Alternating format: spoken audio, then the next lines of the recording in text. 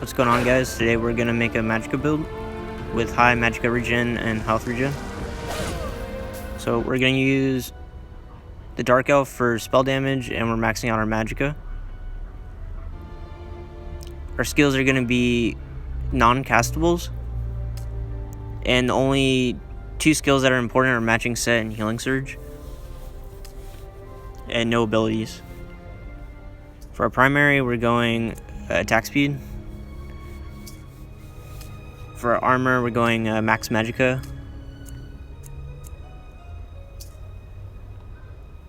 For our rings, we're going health absorption. And we're gonna run full elven for the magicka regen. Boots, max magicka.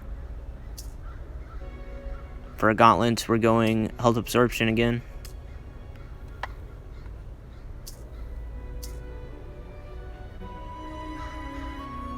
And for our necklace, we're going health regen.